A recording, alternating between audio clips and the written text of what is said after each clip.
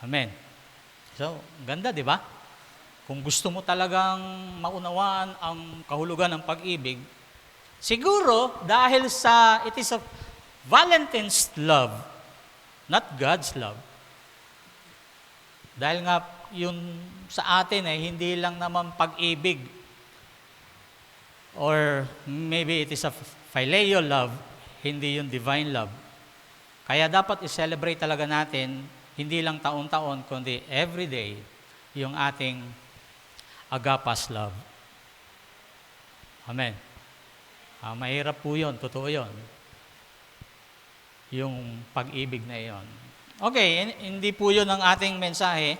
Nire-re-echo ko lang yung sinasabi at naririnig ko po ngayon. So, sa umaga pong ito, patuloy po nating ituon ang ating puso't isipan sa salita ng Diyos at binasa natin sa 2 Kings chapter 23 verse 1 to 3. Siguro may kaugnayan din ito sa pag-ibig. Pag-ibig nga lang sa salita ng Diyos. Ayan. Sumuli po natin itong basahin.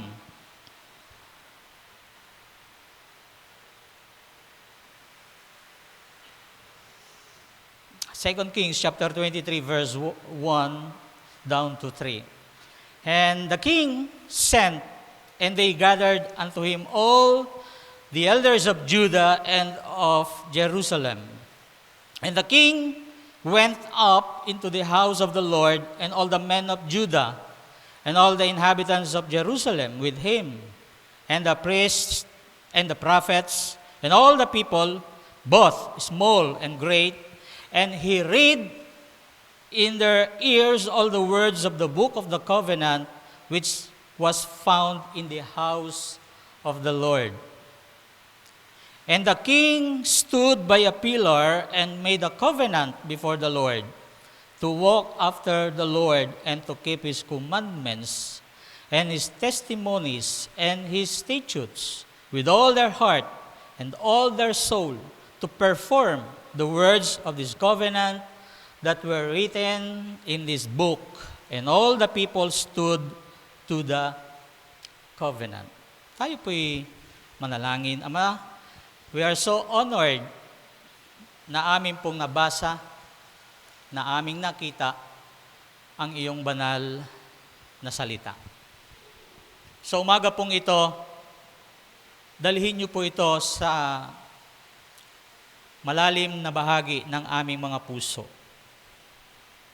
Ilagay niyo rin ito sa aming mga diwa at sa aming mga labi. Kami nagpapasalamat sapagkat muling dumating ang araw na ito na kami ay tinipon niyo, Panginoon, pinagsama-sama, kahit na po ang mga kapatid namin o ilan sa mga kapatiran po namin ay nasa kanilang mga tahanan. Pero alam namin sa aming mga espiritu, pinagkakaisa niyo po kami, Panginoon. At huwag niyo po nawang pahintulutan na kaming mga naririto at silang mga nasa kanilang mga tahanan ay maagaw ang aming atensyon, agawin ng kaaway ang aming pandinig sa iyong mga salita. Sapagkat ito, o katulad ng mga araw na ito lamang, Panginoon, nagkakaroon kami ng sama-samang pakikinig ng iyong salita. Kaya huwag niyo pong pahintulutan na isa man sa amin, Panginoon, ay nakawin ng dyablo ang oportunidad na ito, na ang iyong salita ay mawaglit sa aming mga pandinig. Bagkus gamitin niyo ang lahat ng aming mga maririnig at matututunan sa mensaheng ito, Panginoon, upang magkaroon po kami ng mas lalong takot sa iyo, malalim na pakikipag-ugnayan, malalim na pagsunod, malalim na pananampalataya, at alisin ito, Panginoong Diyos, ang anumang pag-aalinlangan sa aming puso.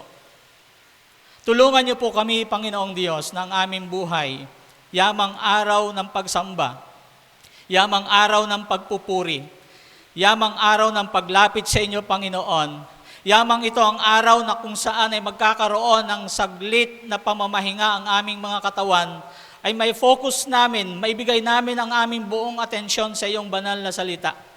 Hindi lamang namin ito matutunan, marinig, kundi makita namin kung ano ang sinasabi ng iyong salita, ano ang kahulugan ng iyong salita, at paano namin mai-apply ang iyong salita sa aming mga buhay.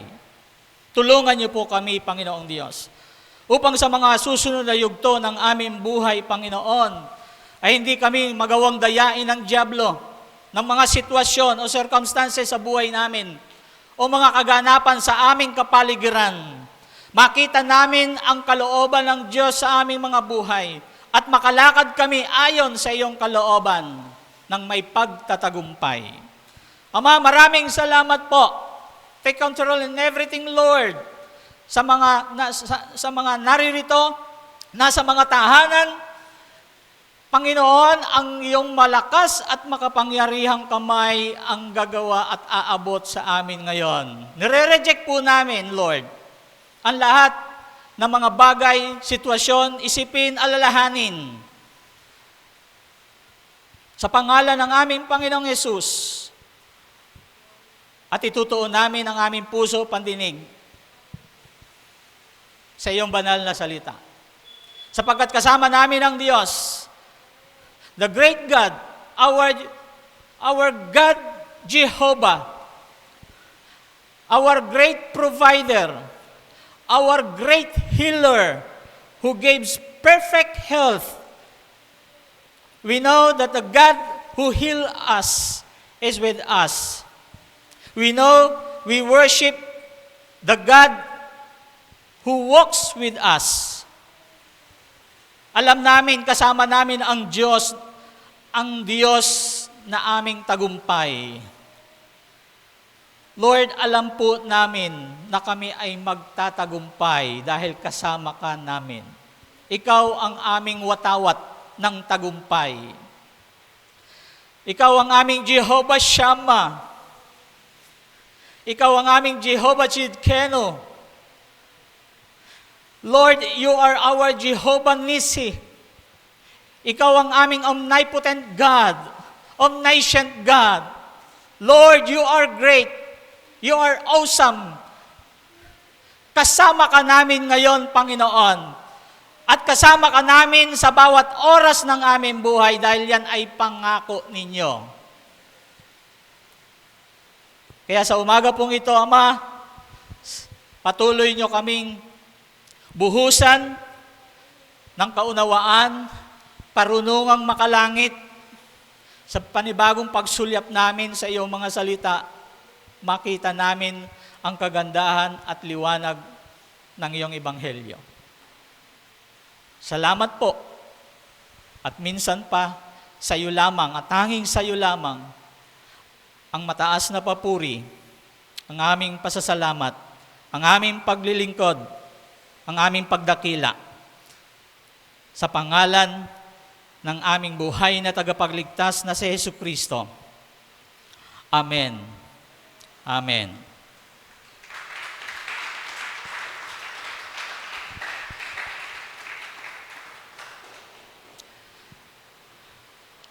Josiah read in the temple to the elders of Judah, the priests, the prophets, and the people, the book of the covenant or the book of agreement which had been found. Pero bago po itong chapter 23 na ito, ay kung babalikan po natin yung previous chapter ng 22, makikita po natin dito kung bakit napangyari po itong pagbasa na ito ng hari. Sa harap ng kanyang mga pinuno. Sapagkat si Josiah, kung titingnan po natin, ito yung pinakang bata na naging pinuno sa Judah o yung tinatawag po nating Southern Kingdom. King Josiah is the ancestor of Jesus Christ. Ninuno siya ng ating Panginoong Hesus. So kahit ang ating Panginoong Hesus ay may ninuno. Ako nga po nagtataka at sabi ko, bakit, ano ba ang kaugnayan? Ano ba yung dahilan ng Diyos at bakit yung mga lineage ay isinulat pa sa Biblia? Hindi ba kayo nagtatanong din sa Panginoon, ano ang kahalagahan nito? Bakit itong mga lineage na ito, inilagay pa ng Diyos? Anong aplikasyon nito? Anong relevant ito sa ating buhay, sa atin bilang mga mananampalataya, bilang mga anak ng Diyos? Kaya siguro, marami rin sa atin, talaga naman nakakatamad magbasa ng Biblia, lalo't hindi ka interesado. Lalo na kapag ang binabasa mo itong lahi-lahi. Di ba? Nakakaantok. Lalo na pag nagbabasa ka ng Biblia na nakahiga, yung Biblia ay nakaganyan, maya-maya bagsak na yung Biblia, nakataklob na sa mukha. Ay napakaganda namang sleeping pills naman ng Bible talaga. Kahit doon, pinagpapala ka ng Diyos, nakakatagpo ka ng kapayapaan. Kaya lang, sa pagbabasa mo nga, ay hindi natin ito masyado nabibigyan ng tuon, ng pansin, sapagkat ano ba ang kaugnayan nito? Bakit may mga lineage pa sa Bible? Napakasarap isipin sapagkat ipinapakita nito na ito pala yung mga lahi, lalo na yung mga righteous people na ng lineage na ito hanggang sa dumating sa panahon ni Jesus Christ, na ito pala, kahit na sabihing may mga record sila ng kasalanan, pero ito yung lahi na pinanggalingan, mga ninuno ng ating Panginoong Hesus. They are not perfect people, pero pinagmulan ng ating tagapagligtas. At ito si King Josiah, naghari siya at the age of 8, di po ba? Kung babalikan ho natin. Kaya yung mga kabataan, siguro matalino talaga si Rizal. Sapagkat ang sabi niya, ang kabataan ang pag-asa ng bayan. Pero sabi naman ng iba, noon, pero ngayon hindi na. Kasi marami daw kabataan ngayon, drug addict na. Nawala na sa Diyos. Pero sa mind setting siguro ni Jose Rizal, yung mga panahon niya, like him, ay nakita niya na mga kabataan ang pag-asa ng bayan. At malungkot man daw sabihin, sinasabi ng mas matatanda, bata ka pa, hindi mo pa kayang mamuno. No. Si King Josiah is an 8-year-old. Nung siya'y maghari, imaginein mo. Di ba? Yung mga SK nga ngayon, sablay sa kanilang nasasakupan, SK pa lang sila. Kasi nga, ang pagiging SK nila ay pagpili ng mga taong walang takot sa Diyos. Barkadahan. Pero itong si King Josiah at the age of 8, God preserved him to be a king of Judah. At the age of 18, nagkaroon ng, ito po yung prominenteng hari, isa sa mga magagaling, mga sinamahan ng Diyos. No? Ang ibig daw sabihin ng Josiah ay sinamahan ng Diyos. Yon. He reigned 31 years bilang hari. Bagamat hindi perpektong hari, pero makikita ho natin doon, yung kanyang paghahari ay talagang halos katulad ng paghahari ni King David. He was followed doon sa steps ni King David. Kasi itong si Josiah, nung siya maging hari, nagkaroon ng reformation, nagkaroon ng revival. Even sa temple, nagkaroon ng revival. Kasi nawala na. Yung mga sinundan niyang hari, yung tatay niya, yung lolo niya, magmula kay Solomon, ni-reform niya lahat yung nasa loob ng temple. Binigyan niya ng pondo, yung pagpapaayos ng templo. And then one day, dahil mayroong renovation daw sa temple, dahil sa mga pinagdaanan po ng Judah, they found a book, the Book of Covenant. At sino po yung nakakita? Isa sa mga priest. Imagine niyo po mahabang panahon na walang binanggit tungkol sa covenant, the Book of Covenant. Nakalimutan na nila talaga ang Diyos. Pero ang Diyos talagang sadya yatang napakabuti. Ang Diyos yata ay sadyang napakabait, napakaalalahanin. Sa kabila ng mahabang panahon, hanggang sa dumating ang isang hari na nag-umpisang bata, kaya yung mga bata natin ngayon, huwag nating maliliitin. Huwag nating ibibelittle ang mga little na yan. Sapagkat maybe one day, kaya preserve ng Diyos yan, o maybe God preserve them, baka isa sa atin, isa sa mga ninuno natin, isa sa mga anak natin, ay susunod na presidente ng Pilipinas kung may Pilipinas pa. Kasi si King Josiah, talagang sa dami ng mga, anong tawag doon, yung pinagpapapatay ng hari, kahit mismong mga anak, pinapatay ang kanilang mga hari. Ang kanyang mamamayan, papatayin yung kanilang hari. Like Josiah, pinatay si Amon na kanyang tatay. Tapos iniluklok ng taong bayan si Josiah to be king over Judah. And then ito na po. Nakita nila ang book of the law. Nung basahin ito ng priest, winahat agad ng isang batang hari. Siguro 18 years old, kabataan. Sino ba at the age of 18 na may ganoong kaisipan, na may ganoong sensitibong damdamin, nung marinig niya yung book of the law, yung book of the covenant, he tore his clothes. Winahat niya because he found out na yung kanyang mga ninuno naging disobedience to God. He found the wrath of God. Hindi niya nakita yung blessing and yung curse, kundi nakita niya, narinig niya, nung basahin sa kanya, yung wrath of God na nakaamba, yung nag-aabang na, yung parang impyernong nakanganga, na handa ng tumuklaw, na handa ng lumulon sa bayan ng Huda. Actually, sa Biblia, merong mga portion na hindi na po binabanggit ang King of Israel, kundi nakatutok na sa sa Kingdom of Judah. Binura na una ang Israel sa istorya.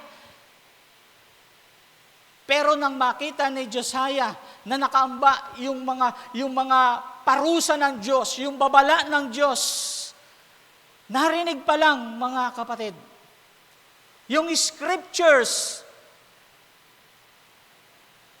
telling them the wrath of God. Kaya yung verse 23, chapter 23, verse 1 to 3, makikita po natin, Josiah read in the temple to the elders of Judah, the priests, the prophets, and the people, the book of the covenant which had been found. In verse 2, the king went up to the house of the Lord. Here is another very singular circumstance. Nag-iisa lang, sapagkat sa lahat ng hari ng Judah, siya lang po ang nagkaroon talaga ng revival. One of the great king, out of 19, if I'm not mistaken, out of 19 kings in Judah, 8 lang silang matuwid. 8 lang silang lumakad ayon sa paningin ng Diyos, hindi ayon sa kanilang paningin, kundi sa paningin ng ating Panginoon. Pero ito, si King Josiah ang isa sa napakadakilang hari ng Panginoon na itinalaga sa kaharian ng Judah. So the high priest, the scribes, priests, and the prophets are gathered together with all the elders of the people, and the king himself reads the book of the covenant which had been lately found. Mismo yung una, narinig niya, may ibang nagbabasa, pero in chapter 23, siya na po yung nagbasa. No? He reads the book of the covenant which had been found. So kakaiba po ito because either the high priest, may mga priest, Prophet Jeremiah, Prophet Zephaniah, or some of the prophets, certainly, their present did not read the sacred book. Mga propeta, mga pare, hindi na po nababasa nila ang banal na aklat. So sacred, napakabanal na kasulatan.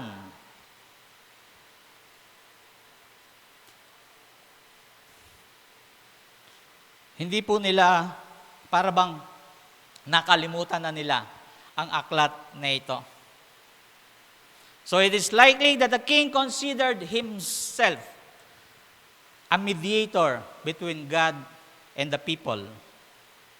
Kaya binasa niya po ito at gumawa ng covenant. In verse 3, stood by a pillar. He stood. Minsan, titingnan natin, ano ba yung bakit siya tumayo sa poste? Poste yung tinayo, umakyat, parang poste. Tapos umakyat, tumayo doon. Parang hindi ganun yata ang kahulugan doon eh. He stood alhamad upon the stairs or pulpit. Parang ganito, dahil mataas po yung yung templo, may hagdanan, mas mataas. So, yung po yung tinatawag na scaffold or pulpit nila nung panahon na yon na ipinagawa ni King Solomon. Remember, nung mabuo po yung temple, nag-pray si Solomon, yun po yun. At yung mga sumunod na hari, yun na yung kinagawian nila. Na tuwing sila ay magkakaroon ng public speaking or statement, address to the people, doon sila natayo. Doon sila pumupwesto. Doon sa pillar na yon at tumatayo. Yan. At sinasabi kung ano yung ibig sabihin. Now, anong makikita po natin sa mga istoryang ito? Anong sinasabi ng Biblia? Hindi nakita, hindi sinabi kung ano man ang blessing na kayang ibigay ng Diyos. Kundi kung ano yung laman ng Book of the Covenant, yun ang binasa ng hari. Kaya tayo we are blessed sapagkat may mga opportunity tayo na makapagbasa ng Biblia. At hindi lang yon. Pati sa ilog, ginagawa na rin natin. Kaya yung magbabasa ng scripture, lakasan. Para marinig ng tao sa kabila ng kanilang kaabalahan. Kung kayo'y nahiya, tanggalin niyo ang hiya sa pagbasa lang ng salita ng Diyos. Sapagkat yung binabasa natin may laman. Salita ng Diyos, sacred book ang dala-dala natin at binabasa natin. Ilan po sa atin, ang sacred book na ito ay inaalikabok lamang sa loob ng bahay. You are so-called Christians, but they forgot to read this book. Na naglalaman, hindi lamang pagpapala, even the wrath of God. Bago pa natin malaman ang napakaraming biyaya ng Diyos, alam na ito ng mga taga-Juda. Kaya lang, ang maganda rito, nakita nila yung banta, yung babala ng Panginoon na posibleng mag-erase sa kanila. Narinig yung wrath of God. Kaya agad-agad pinunit. Sa ibang termino, yung mga anak ng Diyos, kapag nagbabasa ng Biblia, nakakarinig na salita ng Diyos, they are trembling. Even the devil is trembling. Kapag naririnig nila ang boses ng Diyos, ang tinig ng Diyos, either in audible or in scriptures, people are trembled. Tayo, mga kapatid, gaano ang pagpapahalaga natin sa salita ng Diyos? Pwedeng ang mga pangalan po natin ay hindi naman talaga natatala sa Biblia. Pero yung kalooban ng Diyos ay nakatala sa banal na aklat. Kaya't napakahalaga na itong Biblia ay pinapahalagahan po natin sa kabila ng maraming kaabalahan sa buhay na ito. Yung mga pinagdaraanan po natin, mga kapatid, ay kaiba sa kanilang pinagdaanan. Hindi na nawala ang digmaan sa kanila. May tatayong haring matuwid, may tatayong mga hukom na matuwid. 30 years, 40 years, silang nakakaranas ng kapayapaan, but after that, they went back against God. They forgot God. Kung yung mga prophets, kung yung mga priest, hindi ko alam kung gaano sila kaabala noon, kaabala sa buhay. You see, they are so much busy for renovation ng temple dahil nga pinagkukuha na yung mga laman ng mga naunang hari, ng digmaan, ng mga sumakop sa kanila. So they are so much busy. Wasak yung templo. Kaya yung mga propeta, yung mga pari, hindi na nila maalala na may salita pala ng Diyos. Hindi na nila maalala na kung kaya sila nagkakaganon. It is because of they became disobedience to God. Siguro kung magiging gising ang ating mga alaala sa katotohanan kung bakit may mga nagaganap sa ating buhay, ay dahil nakakalimutan natin talaga ang salita ng Diyos. Salita ng Diyos na maraming nagbuwis para lang makarating sa atin ang Biblia. They spilled blood to preserve the Word of God, the Scriptures. Pero hindi natin ganoon pinapahalagahan ang salita ng Diyos. Kaya hindi natin namamalayan na ang impyerno ay bukang-buka na, nakanganga na handa tayong tanggapin. Don't say that we are Christians. They are chosen people. Nung marinig ang scriptures, they tore their clothes. They put earth upon their head. Kasi sa King James, yung earth inilagay nila sa ulo nila.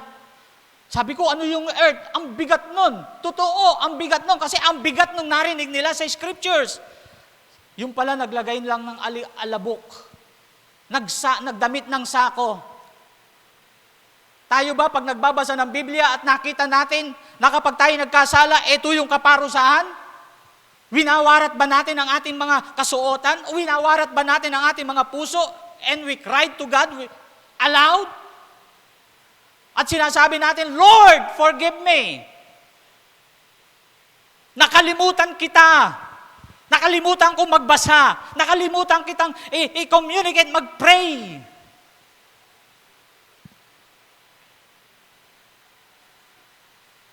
Yun ang nilalaman ng Scriptures.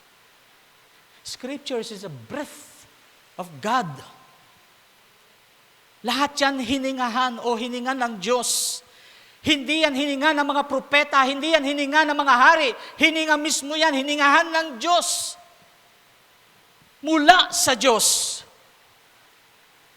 And those priests, scribes, high priest, hindi nakaligtas.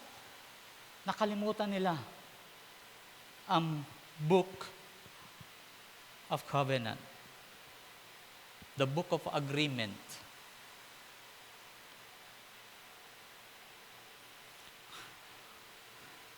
So kung may mga nangyayari man sa ating mga buhay siguro,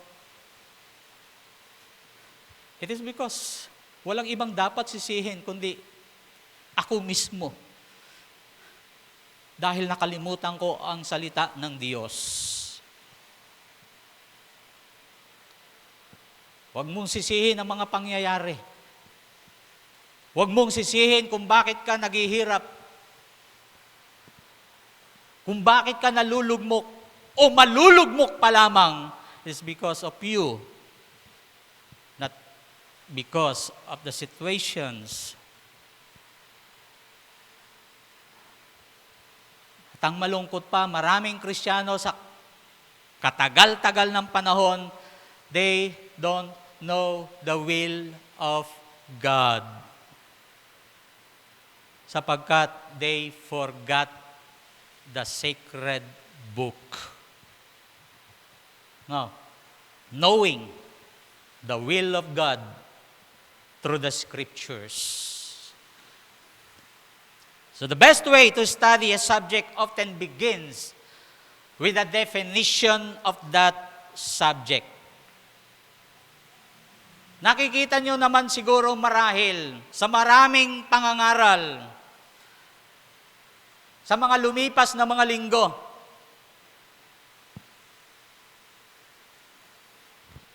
na ang isang subject ay maunawaan lamang kung ito ay inumpisahan, kung ano ang ibig sabihin nito.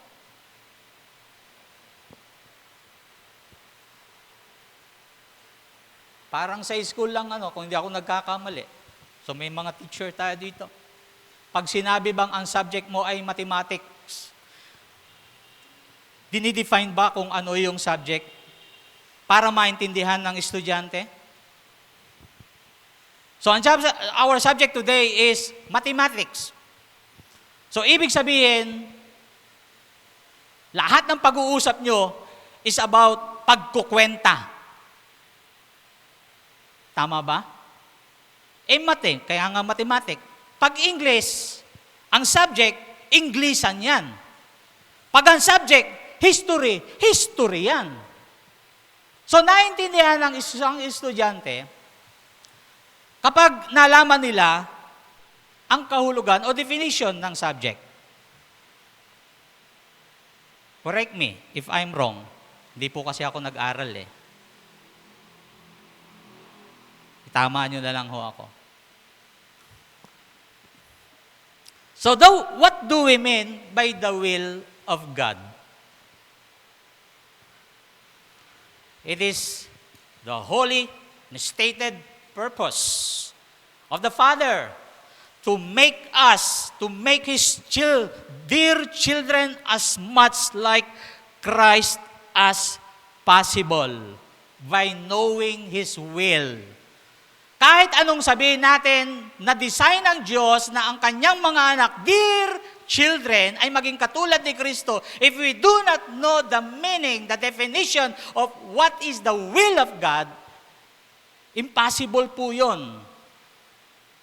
Kaya nga napakahalaga na may alam tayo. Hindi ka man theologian, hindi ka man ganong katalino sa Biblia, pero at least, merong kang panahon na halongkatin, buklatin, bulat-latin ang bawat pahina ng salita ng Diyos para hanapin ang kalooban ng Diyos.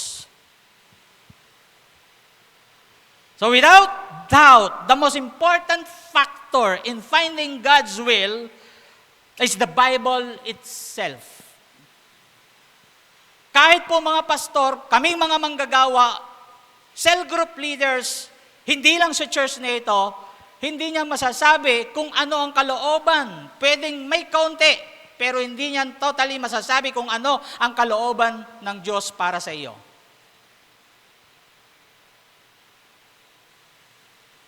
Kaya nga doon sa binasa nating scripture, sa reference natin, nung matagpuan nila, they read, the king himself read the sacred book. So God speaks to us not in some loud voice.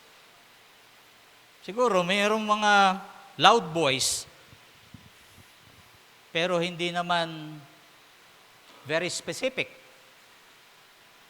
Iba pa rin po ang scriptures. So first, makita po natin, the scriptures declare He does have a definite will for my life. Sa scriptures po ba, meron kayong nasabi mo, Lord, I know you have a definite will for my life?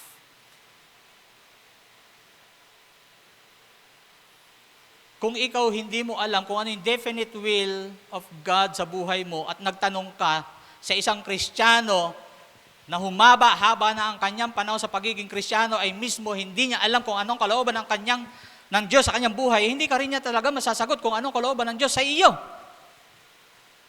Kasi kung siya mismo hindi niya alam, paano ka pang matutulungan? Kaya yung walang Bible ngayon, bili na kayo. Tayo namigay, libre. Nakuha namin ng libre. Nakuha nyo ng libre. Basahin nyo. Sayang ang panahon. Lumilipas ang panahon na hindi mo nadidiscover kung ano ang kalooban ng Diyos. Pero ang totoo, meron. Definite. Na merong will ang Diyos sa iyong buhay. Psalm 37 verse 23. The steps of a good man are ordered by the Lord. If you are a good man, your walk is ordered by God.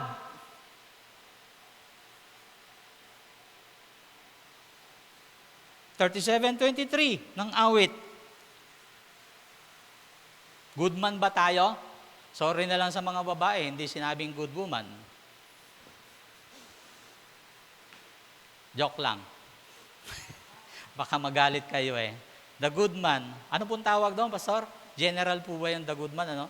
O the good man. Sama-sama tayo ha. Na ang lakad po natin, the steps of a good man are ordered by the Lord. Nandun na kaagad yung direksyon, mga kapatid, for your life. Not for the life of others, but for your own life. If you are a good person, if you are a Christian, if you are a child of God, if you are a dear children of God, your walk is in order. Ordered by God. Kaya wala ka ng pag-aalinlangan. Kasi mismo ang Diyos na.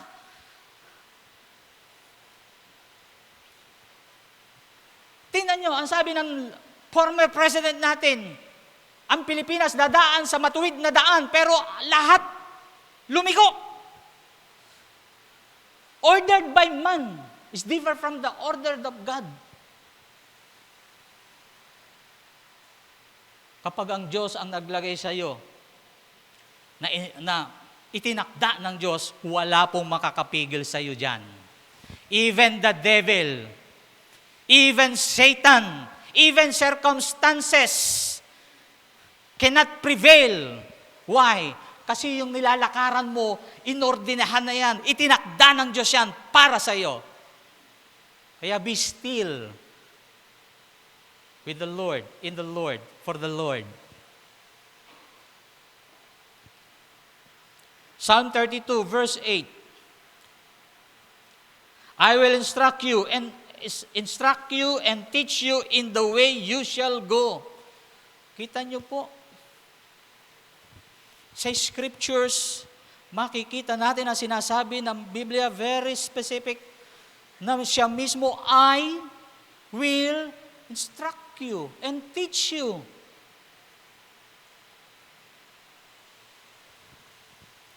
And even Hebrews chapter 12 verse 1. Second, God desires us to know this will for our lives.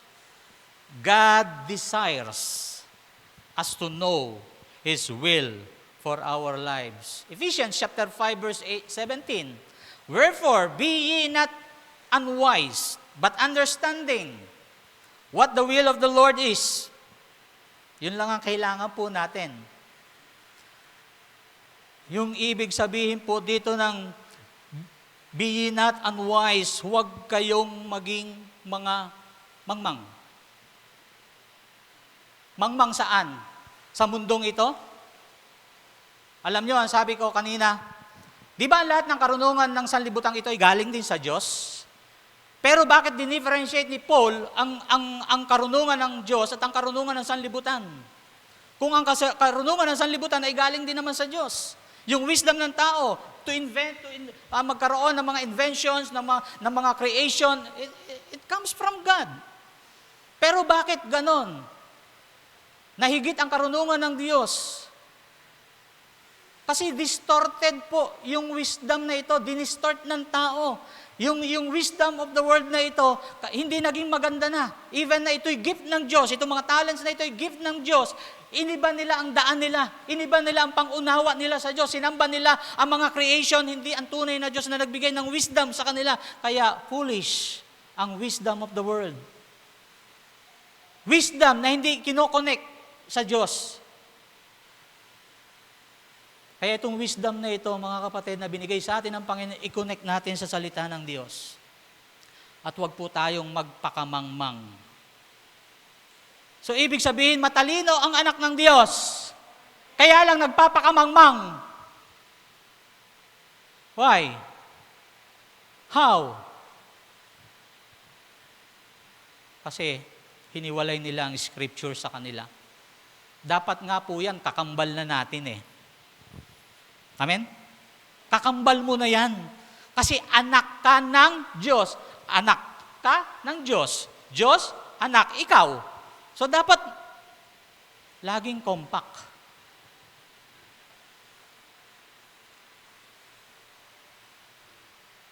So sino ba ang anak ng Diyos dito? Kayong mga nasa bahay, anak ba kayo ng Diyos? O dapat kasama lagi ang salita ng Diyos.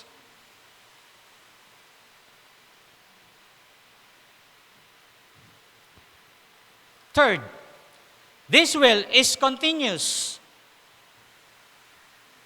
It does not begin when I am 30 years old. Marami bang Kristiyanong ganon? Ano kaya ang kalooban ng Diyos sa akin? Paano yung mga naboborn again ng bata pa? Paano yung naboborn again ng 60 years old, 70, 75? May kalooban pa kaya ang Diyos sa kanila? Yung iba naman, sabi nila, saka na lang ako maboborn again pagka malapit na ang buhay ko matapos. Paano ka pa maboborn again kung bukas patay ka na? Yung iba naman, hindi na makapaglingkod kasi matanda na nga. Aba, hindi lang naman ang kalooban ng Diyos ay yung maborn again ka at ma-enjoy yung eternal life. Lugi. Kami nagpagal, lugi kami. Kaya ka na born again dahil lumuhod kami. Nag-pray kami. Tapos bukas patay ka na born again. Wow, lugi kami. Paano nga kaya yon? Yung mga ganong edad na na-born again, ano pa kaya ang kalooban ng Diyos sa kanila? Pero sabi, this will is continuous. Nagpapatuloy, tuloy-tuloy.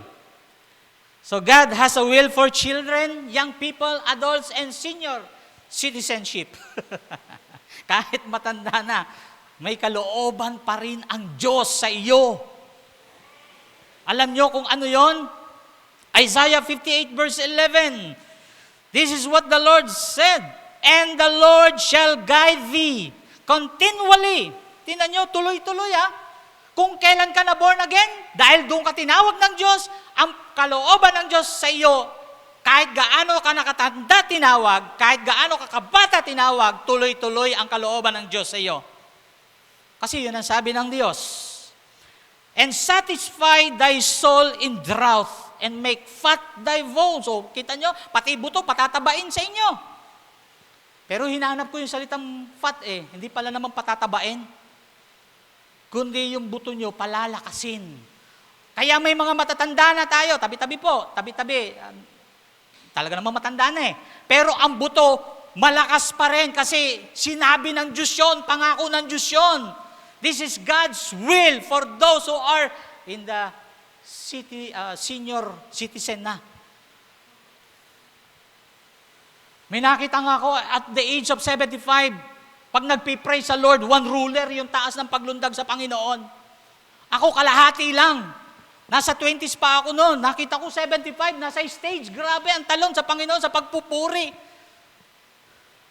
Nung malaman ko, 75 years old. Ganon niya pinapakita yung lakas ng Diyos. Kasi pangako yun. Kaya walang matandang Kristiyano sasabihin masasakit na ang mga buto kasi i-claim mo yung kalooban ng Diyos, He will sustain you. Kahit buto, palalakasin ang Panginoon dahil pangako niya yun. O diba? Kahit senior, masarap pa palang mabuhay kasi may pangako ang Panginoon. Kaya pag nirerayuma na, rebuke it. Hindi ka pangako ng Diyos sa mga buto ko. Ang pangako ng Diyos sa buto ko, palalakasin niya. Dahil yun ang sabi sa Isaiah 58 verse 11. And thou shalt be like a watered garden. Like a watered garden and like a spring of water whose waters fail not. Kapag ang isang halaman hindi natutuyan ng tubig, nananatiling sariwa, namumunga, malakas. Amen? And the word of God is like water. Fourth, God's will is specific. Isaiah 30 verse 21, and thine ears shall be a word behind thee, saying, this is the way, walk ye in it. Yan, specific. Gusto ng Diyos yan, specific. Kasi alam ng Diyos na ang tao ay malituhin. Di ba? Pila pa nga lang eh. Pila pa nga lang sa loto, nalilito kung 2 pila. Saan ako? May pumipila ba dito sa loto? Wala naman. Pila sa mga na magpapahula? Wala naman. Pila sa mga tatanggap ng SAP? Nagkakalituhan dyan. Oh. Pag sinabi ng Diyos, dito ka, dito ka. Kaya lang, sabi nga, there is a word behind your ears. Sa dami at ingay ng mundo ho natin, marami na tayong naririnig. At kung wala ka pa at hindi ka pa babad sa salita ng Diyos, how can you identify the voice of God? At ang sabi nga ni Jesus, di ba? Sa book of John, chapter 10, my sheep hears my voice. Who hears my voice, sumusunod sa Kanya.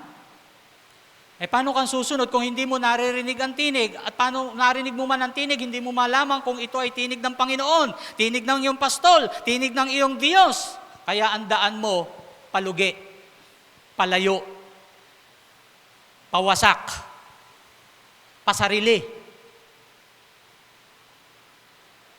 Kasi, we forgot the scriptures. Wala tayong pagpapahalaga sa salita ng Diyos. Kung wala kang Biblia, bibigyan kita. Malaman mo lang kung ano ang kalooban ng Diyos. Specific po yun. Bigyan kita. Proverbs 15:19, the way of the righteous is made plain. Alam niyo po yung plain? Ang daan ng matuwid ay patag ba yun? Patag, pantay. So ibig sabihin, wala naman palang baku-baku tayong dinadaanan. Nagiging baku-baku lang dahil problema natin. Kasi nga ang buhay natin hindi na po righteous. Bali-baliko na rin ang buhay ho natin. Ang buhay natin tumatalikod na sa Panginoon. Ang buhay natin lumalayo na sa Panginoon. Ang Diyos natin hanggang dito na lang. Bibig na lang.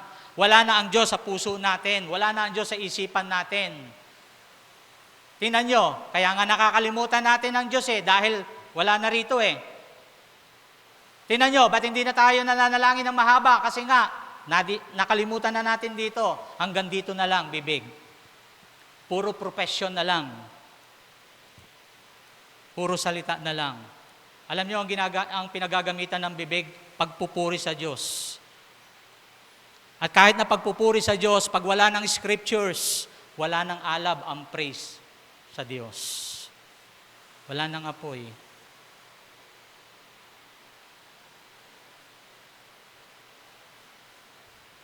So the way of the righteous is made plain. Fifth, panglima, God's will is profitable. Joshua chapter 1 verse 8.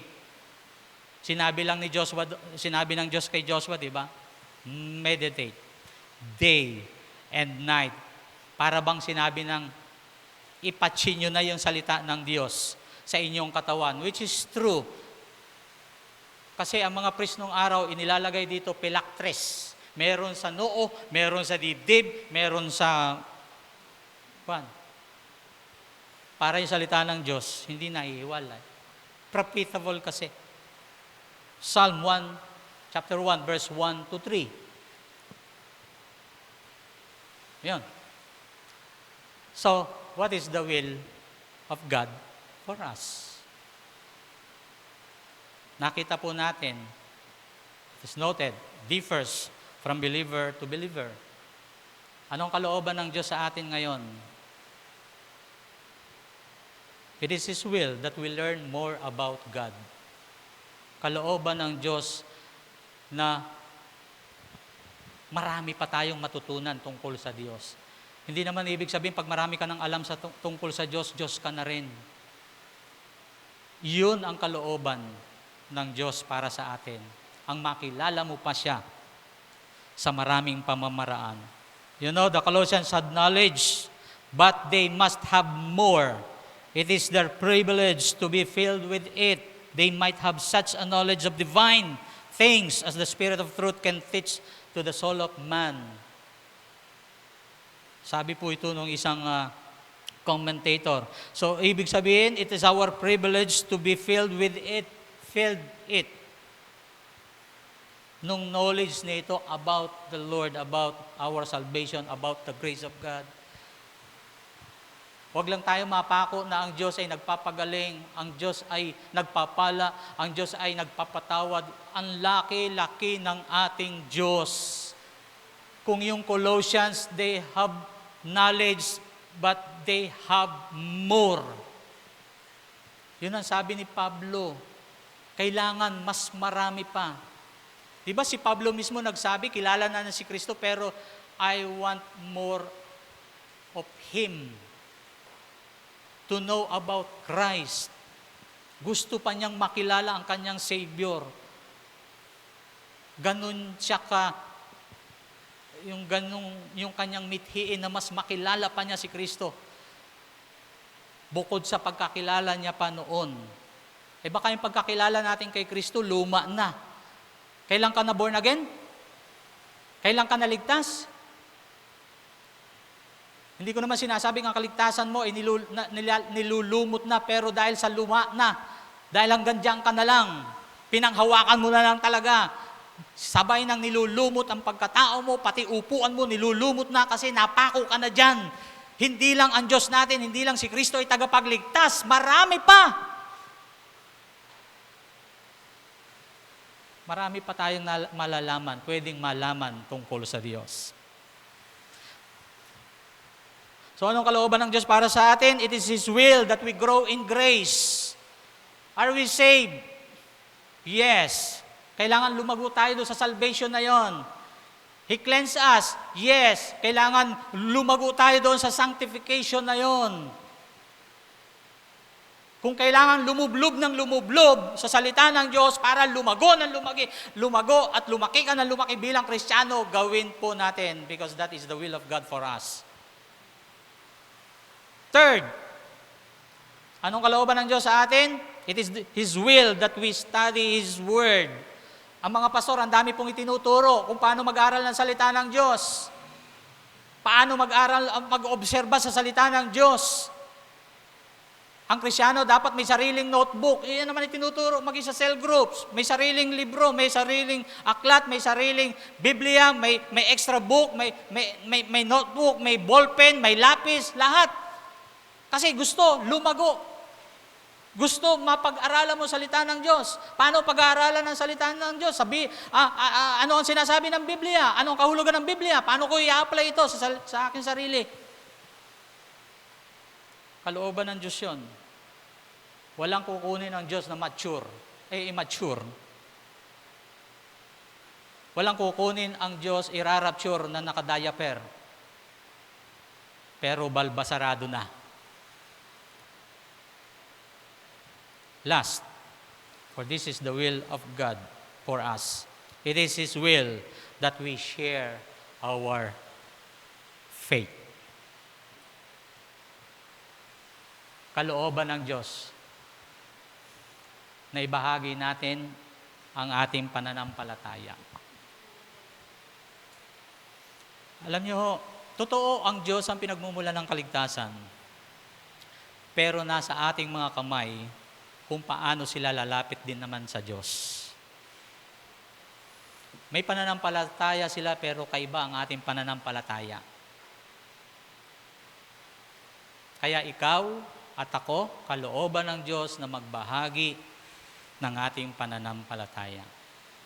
Ama naming Diyos, maraming salamat po sa oras na ito, sa araw na ito. Sa tulong at biyaya ninyo na maunawaan namin ang mensaheng ito. Umaasa po kaming mga narito at sa aming mga kapatid at kaibigan na patuloy na sumusubaybay sa gawain ito, Panginoon. Lubos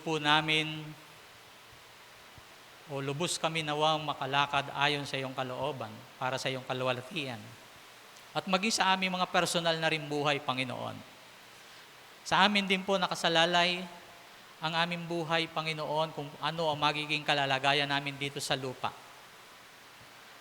At naway, sa mensaheng ito, Panginoon, ay nanumbalik sa aming alaala ang desire ng aming mga puso. Kung may i-desire man siguro kami, Panginoon, ay yung ilagay mo ang desire mo sa aming mga puso. Kung may i-delight man kami na desire sa buhay namin, let we delight the desires of the Lord sa aming mga puso. Yung nais mo ang ilagay nyo sa puso namin upang ito ang maging nais ng aming mga puso. Kasi kung ang nais lang ng aming puso ang aming susundin, Lord, ang mga naisin ng aming puso ay ang mga bagay na pansamantala lamang. Pero kung ang nais mo ang ilalagay sa amin, ang nais mo, Panginoon, ang aming masusunod sa buhay. Ang pagiging Kristiyano po, Panginoon, ay hindi is pumapatay ng kaligayahan para mabuhay dito sa lupa, kundi ito pa nga ang nagdudulot ng tunay na kagalakan habang kami naririto. Napakainam maglingkod sa inyo. Napakainam sumamba sa inyo. Napakainam higit lalo kung kami ay namubuhay at malaman namin kung ano ang kalooban nyo sa amin. Maraming salamat po, Ama, sa inyo ang aming papuri, sa inyo ang aming pagsamba, at ang aming tuloy-tuloy at lubos na paglilingkod sa inyo lamang po. Sa pangalan ng aming Panginoong Hesus. Amen. Amen.